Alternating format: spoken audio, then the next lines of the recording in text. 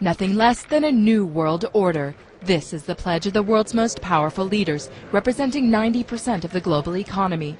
Thursday's G20 summit, they say, has changed the rules of the game. Today, the largest countries of the world have agreed a global plan for recovery and reform.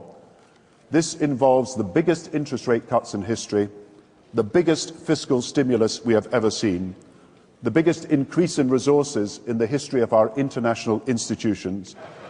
A total of $5 trillion for the global economy by the end of next year, including $1 trillion for the International Monetary Fund. Staggering figures that the 20 countries, along with international institutions, agreed upon to combat the crisis. The G20 has laid out other measures, too, to firm up a financial system many say enabled the worst excesses of the past. These include an end to tax havens, stronger regulation of companies and banks, and new rules to rein in corporate bonuses. We will implement new rules on pay and bonuses at a global level that reflect actual performance, with no more rewards for failure. The G20 leaders arrived in London divided, with France and Germany holding out for tougher controls on tax havens notably. But the results have won praise from all sides. This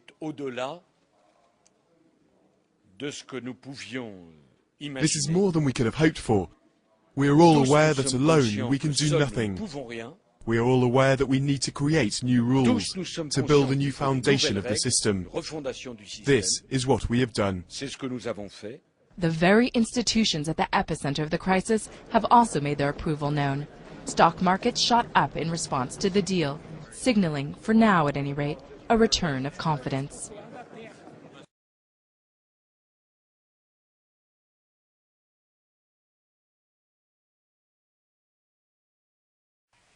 In the 1960s, Professor Jose Delgado took a normally hostile bull and implanted electrodes into its brain, electrodes that could be activated by a radio transmitter. His objective was to see if stimulation of the bull's midbrain could short-circuit the rage signals, stopping the bull before it reached the matador. After the bull had recovered from the implantation and in mid-charge, the button was pressed. The bull's aggression ceased instantly. A clearer experiment was performed with cats. In this classic example, the hypothalamus, the rhythm maker, was implanted with electrodes. Could it be responsible not just for rhythms, but also for rage? The switch is turned.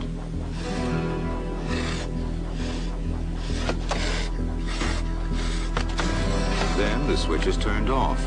So indeed, the hypothalamus does control certain types of aggression. Welcome, my son. Welcome to the machine.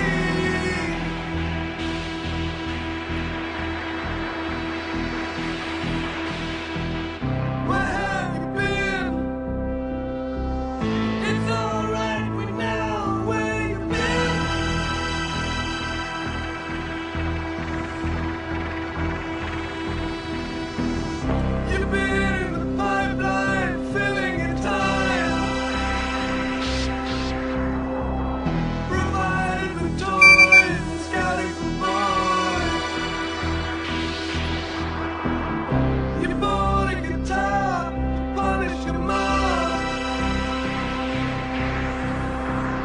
You didn't like school, and you know nobody's fool.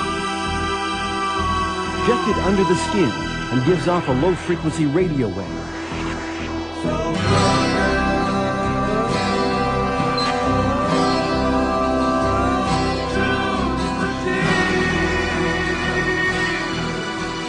More than 100 law enforcement officials in Mexico are having microchips implanted in their arms. The chips allow a person to be scanned, sort of like a cereal box at the supermarket. We are working on a product that we have called internally a PLD. PLD stands for Personal Locating Device, which is an implantable GPS for which our company owns a patent and can be implanted surgically in the clavicle area of a child or someone that you are interested in tracking. It has multiple security, financial, and healthcare applications. One thing I would just suggest, I'm just an outside, soon-to-be investor. I love this idea, by the way, Scott. I think this is great. Thank you, Sean. Put it in earrings, put it in a cross, make it smaller. We're currently working on those applications. Good, I hear music, so thank you for having me. Give me a cut, Scott. No, I'm kidding.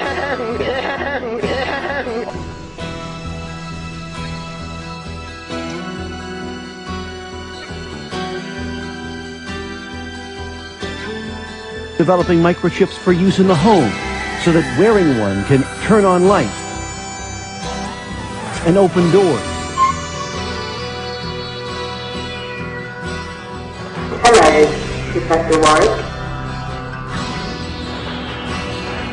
An implantable chip with a global positioning system to track people miles away, whether kidnapped or lost, just as cars can now be traced. A kind of LoJack for the body. Prepare yourselves for this. A British scientist has become the world's first bionic man. It's true. Cybernetics professor Kevin Warwick has had an implant attached to his nervous system. We'll have a look at it in a minute to discover exactly how the brain sends out signals controlling movement and even sensations such as pleasure and pain.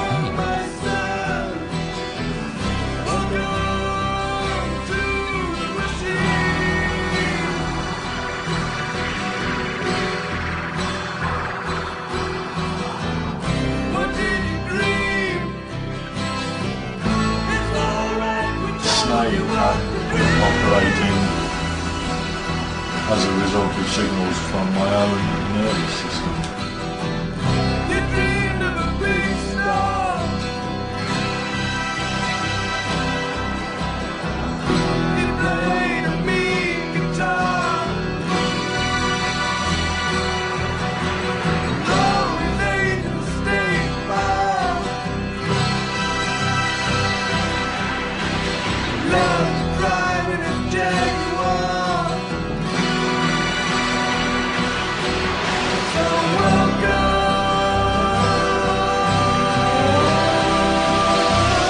to the machine.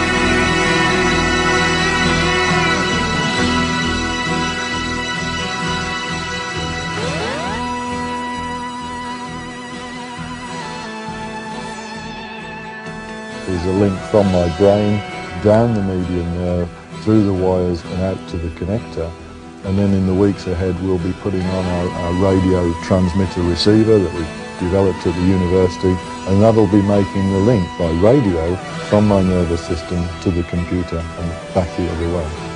This is what everyone hopes to see, nerve signals resulting from finger movement or even emotions.